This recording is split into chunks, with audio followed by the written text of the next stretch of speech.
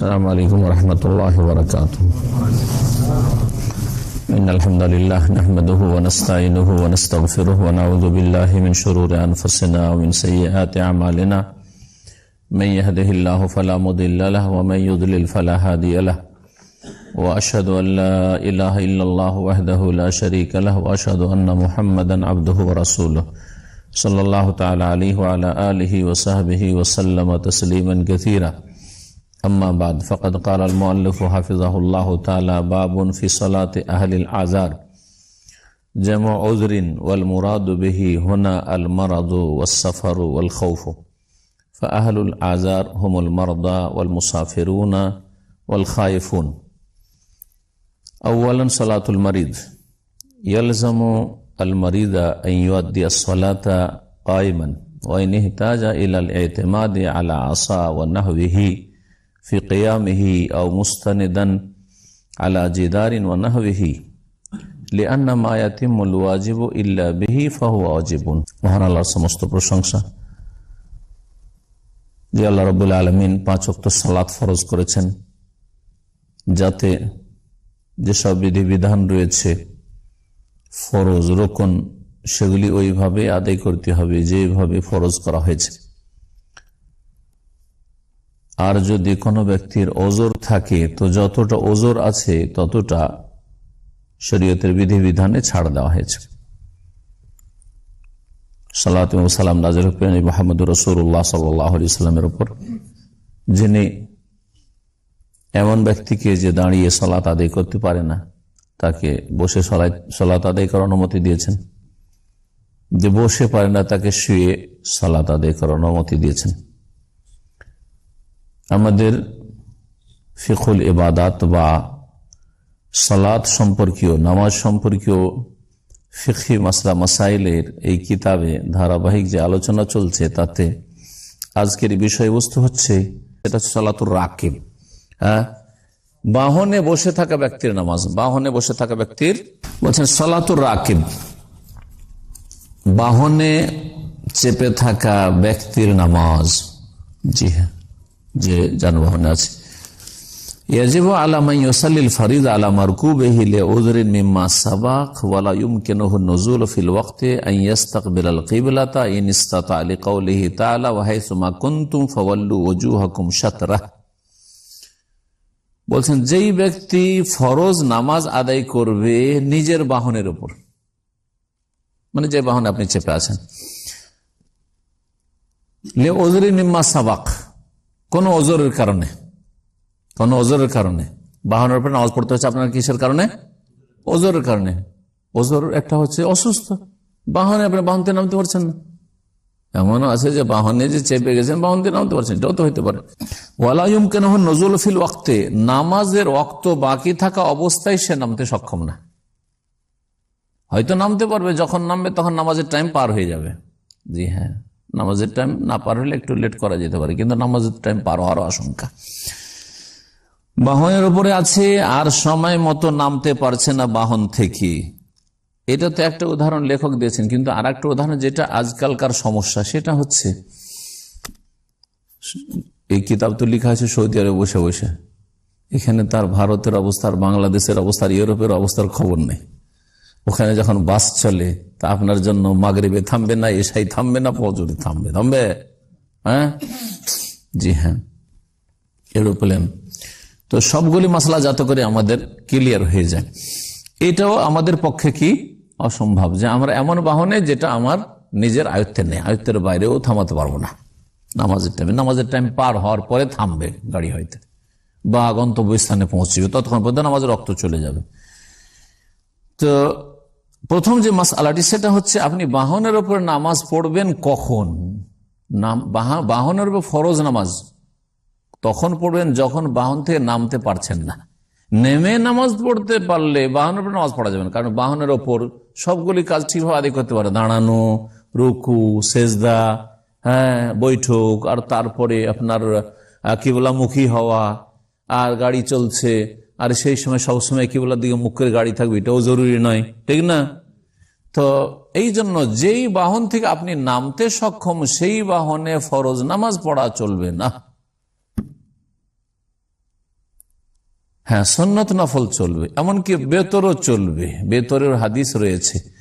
আর বেতর যে নবী করিম সাল্লাল্লাহু আলাইহি ওয়াসাল্লাম উটের পিঠের উপরে বসে নামাজ পড়েছেন, এর থেকে বোঝা যায় যে বেতর নামাজ ফরজ ওয়াজিব নয়।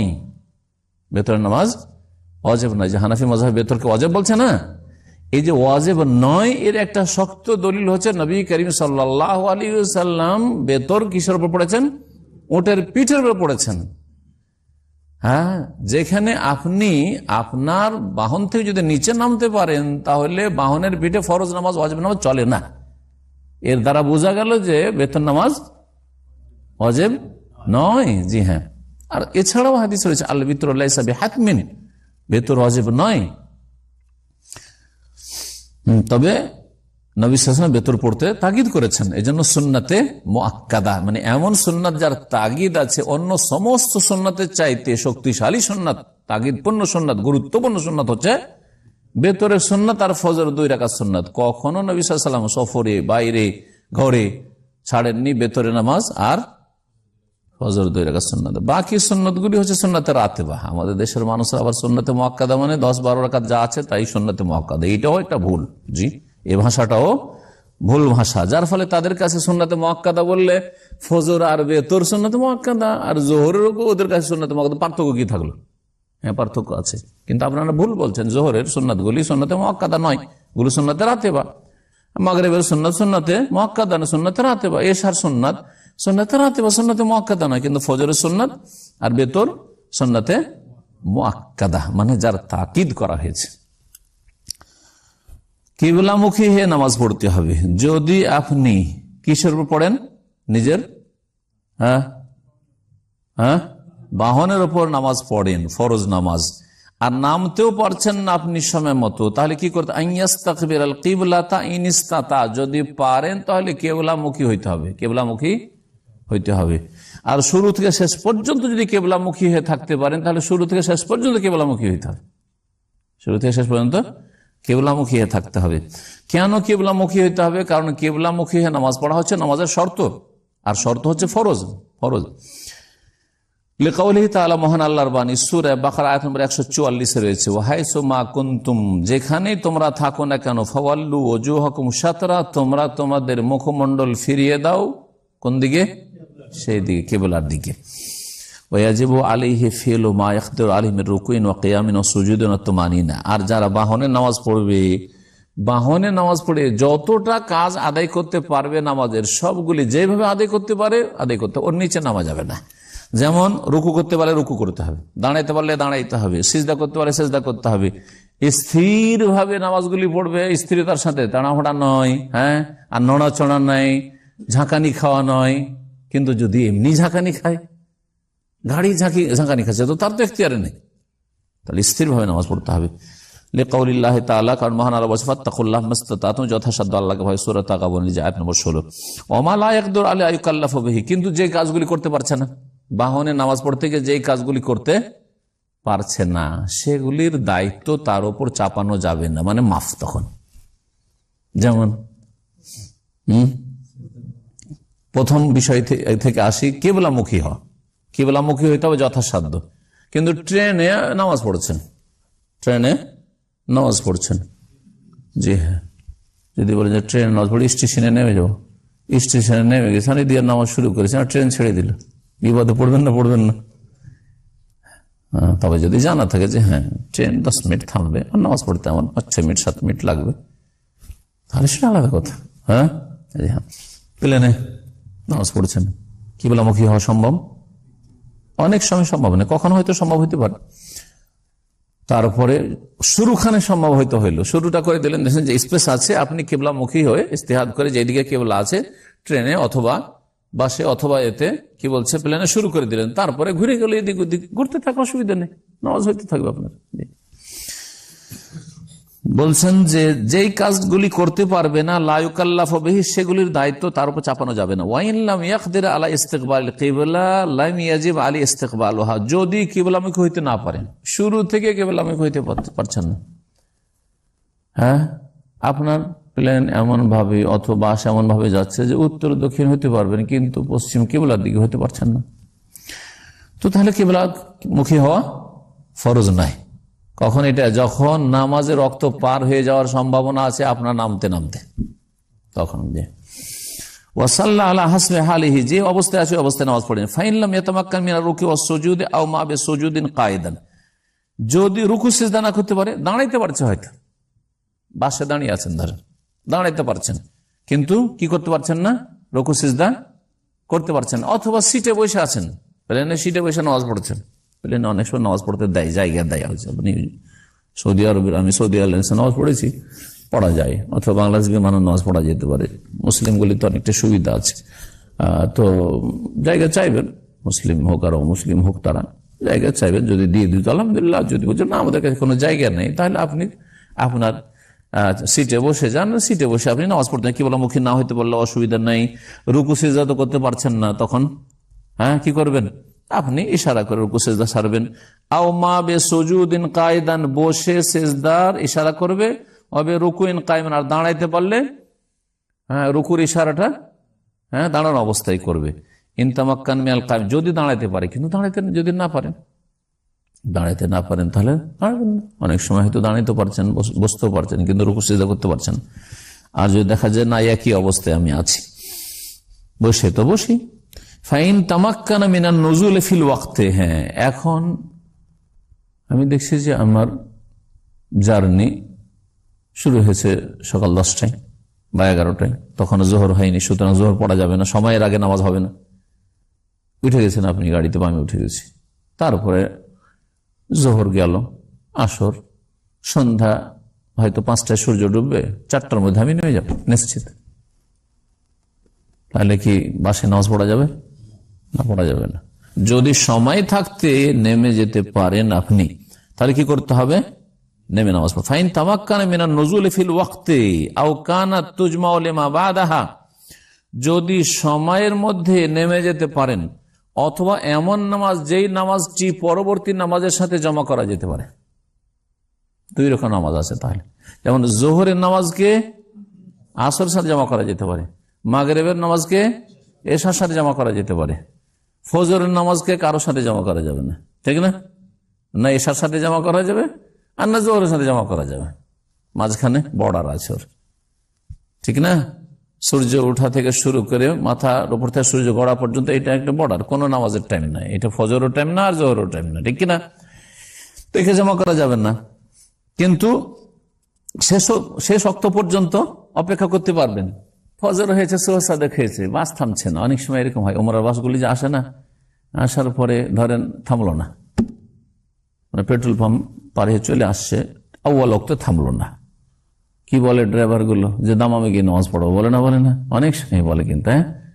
আর আসার পরে আপনি ওয়াক্ত পেয়ে গেলেন, সূর্য ওঠার আগে আগে আপনি নামাজ পেয়ে গেলেন, তাহলে অসুবিধা নেই, কোনো অসুবিধা নেই। কিন্তু দেখছেন যে না, ও দামাম নাও বলছে, দামাম যেতে যেতে সূর্য উঠে যাবে, তাহলে কি করতে হবে, ওতে নামাজ পড়তে হবে গাড়িতে। বলছেন যে ফাইন তামাক্কানা মিনান নুজুল ফিল ওয়াক্তি, সময় থাকতে নেমে যেতে পারবেন, যেই নামাজটা জমা করা যায় না, যেমন ফজরের নামাজের সময় থাকতে সূর্য ওঠার আগে আগে গাড়ি থেকে নেমে যেতে পারবেন। আও কানা তুজমাউ লিমা বাদা, অথবা প্রথম আউয়াল ওয়াক্তের নামাজ ওয়াক্ত শেষ হয়ে যাবে, আউয়াল নামাজের প্রথম নামাজের ওয়াক্ত শেষ হয়ে যাবে, কিন্তু তারপরে নামাজের সাথে ওকে জমা করা জায়েজ আছে। যেমন মাগরিবের নামাজের টাইম হচ্ছে মোটামুটি 1 থেকে 1.5 ঘন্টা, এর বেশি নয়, তারপরে একবার অন্ধকার হয়ে যাবে, এশার ওয়াক্ত শুরু হয়ে যায়, 1 ঘন্টা থাকে। এই মাগরিব সম্পর্কে আমাদের ভারত, বাংলাদেশ, পাকিস্তানে জনগণের ধারণা বা এমনকি আলেম সমাজে এই বিষয়গুলি ক্লিয়ার করে না। মনে হচ্ছে মাগরিবের টাইম হচ্ছে 5 থেকে 7 মিনিট, ঠিক না? একেবারে আজানের সাথে সাথে ওই গিয়ে একামত হয়ে গেছে, আর আজান দিয়ে যদি মিনারা থেকে নেমে আসে তো নিজেও পাবে না নামাজ, এই অবস্থা। আর ওই আজান একামতের মাঝখানে তো নামাজ তো একবারে কড়া হারাম, আবার এখানে কি নামাজ আছে? অথচ নবী সাল্লাল্লাহু আলাইহি সাল্লামের বাণী যে আজান একামতের মাঝখানে নামাজ আছে আছে আছে, লেমান শাহ যে ইচ্ছা করে পড়ুক, সুন্নত বিরোধীতে দেখছেন কিন্তু সাথে সাথে নামাজ শুরু করে দেওয়া। তাহলে কেউ যদি রোজা ইফতার করে তো মাগরিব জামাত পাবেই না, একমাত্র রমজান মাসে একটু টাইম দেয়, আর বাকি টাইম দেয় নেই। অথচ মাগরিবের জন্য যথেষ্ট টাইম আছে, মাগরিব 1 ঘন্টা পর্যন্ত। পশ্চিম দিকের লাল যে আভা, ওইটা যতক্ষণ পর্যন্ত নিশ্চিহ্ন না হয়ে যায় ততক্ষণ পর্যন্ত মাগরিবের টাইম আছে। মাগরিবের টাইম শেষ হলে তো এশা শুরু হয়ে যায়। তাহলে যদি 20 মিনিট বা আধা ঘন্টাতে মাগরিবের টাইম শেষ হয়ে যায়, তো আধা ঘন্টা পরে কি এশার টাইম শুরু হয়? না, ওটাই শুরু হয় না। কমপক্ষে 1 ঘন্টা হইতে হবে। সৌদি আরবে 1.5 ঘন্টা টাইম দেওয়া হয়, রমজান মাসে 2 ঘন্টা দেওয়া হয়। মাঝখানে ব্যবধান খেয়াল করেছেন কিনা? সৌদি আরবে মাগরিব থেকে এশার মাঝখানে 1.5 ঘন্টা টাইম আছে এমনিতে। এটা সর্বনিম্ন মোটামুটি দেওয়া হয়, বা হয়তো আধা ঘন্টা একটু বেশি করে দেওয়া হয়। তো যাই হোক, যদি পরবর্তী নামাজের সাথে জমা করা যেতে পারে এমন নামাজ হয়, ওয়াতামাক্কানা মিনান নুজুল ফি ওয়াক্তিল মাজমুআ, জমা করার সময় নেমে যাবে। মাগরিবের নামাজের সময় শেষ হয়ে যাচ্ছে বা যোহরের নামাজের সময় শেষ হয়ে যাচ্ছে, কিন্তু নামাবে না। যেমন একটু আগে একটু উদাহরণ দিচ্ছিলাম, 10টা 11টায় চেপেছেন, তারপরে ও 2টো 2:30 3টাতে বা ধরেন 3টাতে আসর নামাজ ধরে নেন, 3টে আসর নামাজ, 3টাতে নামতে পারবেন না। নামবেন কখন? 4টা 4:30টায়। মাগরিব হইতে এখনো সময় আছে, তাহলে আসরের রক্ত পেলেন না? পেলেন না। পরের নামাজের রক্ত পেলেন, তাহলে জোহরকে কি করবেন? আসরের সাথে জমা করবেন, জমা তাখির, যেটাকে বলা হয় জমা তাখির, বিলম্বের জমা। এর বিপরীত মাসালা এখানে বলা হয়নি। আপনি যখন সফর করতে যাচ্ছেন সেই সময় ঠিক জোহরের আজান হয়েছে, প্লেনে চাপতে যাচ্ছেন অথবা গাড়িতে চাপতে যাচ্ছেন ওই সময়, আর যে আপনার জার্নি শুরু হবে তো একবার সূর্য ডুবে অন্ধকার হয়ে যাবে, তার মানে নেমে আসর নামাজ পড়ার কোনো সুযোগ নাই। তখন কি করবেন? জামা তাকদিম করবেন, জামা অ্যাডভান্স জমা করেন, মানে জোহরের টাইমে আসর পড়ে নেবেন, মাগরিবের সময় এশা পড়ে নেবেন। মাগরিবের সময় টাইম পেলেন, মাগরিবের সময় মাগরিব এশা যদি পড়ে নেন 3-2-5 রাকাত পড়ার সময় আছে, আর তারপরে গাড়িতে চাপবেন। কিন্তু যদি চেপে যান গাড়িতে, তাহলে আর এশা পড়ার টাইম পাবেন না, রাত 11টা পার হয়ে যাবে, অর্ধেক রাত 10:30 পৌনে 11টা তো অর্ধেক রাত হয়ে যায়, যত বড় রাত হোক না কেন।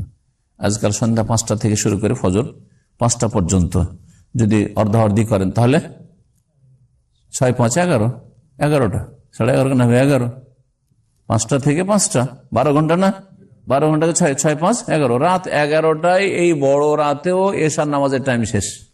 তাহলে আমাদের জনগণ যে ভুল বুঝে যে অর্ধেক রাত মানে রাত 12টা, ওরা ইংরেজি বুঝে, মানে রাত 12টাতে যেহেতু ডেট চেঞ্জ হয়, তারিখ চেঞ্জ হয়, হ্যাঁ ইংরেজি, সেই জন্য বুঝে। এটা অজ্ঞতা, এটা ঠিক না। আপনার রাতটাকে ভাগ করতে হবে, সূর্য ডুবা থেকে শুরু করে ফজর আজান পর্যন্ত, এটা হচ্ছে আপনার রাত, এটা ভাগ করে দেখতে হবে।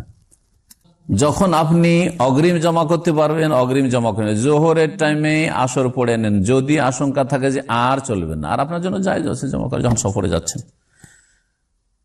যদি দেখেন যে না এখন জোহরের টাইম হয়নি আর আসরের টাইমে আমি জমা করে নিতে পারবো, যদি একটু লেট করে হোক না কেন, তাহলে আপনি জোহরকে কি করবেন? আসরের সাথে জামা তাখির। তাহলে জমা হচ্ছে 2 রকম, জামা তাকদিম আর জামা তাখির, অগ্রিম জমা করা আর বিলম্বে জমা করা। তো এইভাবে জমা করতে হবে। বলছেন যে যদি সময়ের মধ্যে না নামতে পারে বাহন থেকে, অথবা আওকানা তুজমা লিমা বাদে, অথবা নামাজটি পরবর্তী নামাজের সাথে জমা করা যেতে পারে, আর সেই নামাজ ফাইন তামাক্কানা মিনান নুজুল ফিল ওয়াক্তে, সে যদি নামতে পারে সময়ের মধ্যে বাহন থেকে নেমে যেতে পারে, অথবা প্রথম অক্তের নামাজটি দ্বিতীয় অক্তে জমা করা যেতে পারে, যেমন জোহরের নামাজ অথবা মাগরিবের নামাজ, আর দ্বিতীয় নামাজের ওয়াক্তের মধ্যে নেমে যেতে পারবে, তাহলে কি করবে? ইন্তাজার, অপেক্ষা করবে।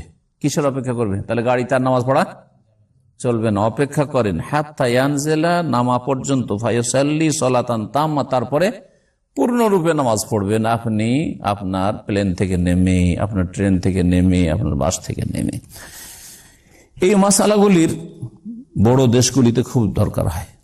ভারতে যদি আপনি সফর করেন কলকাতা থেকে বোম্বাই, তো 50 থেকে 60 ঘন্টা, 52 ঘন্টা সফর তো আমি করেছি।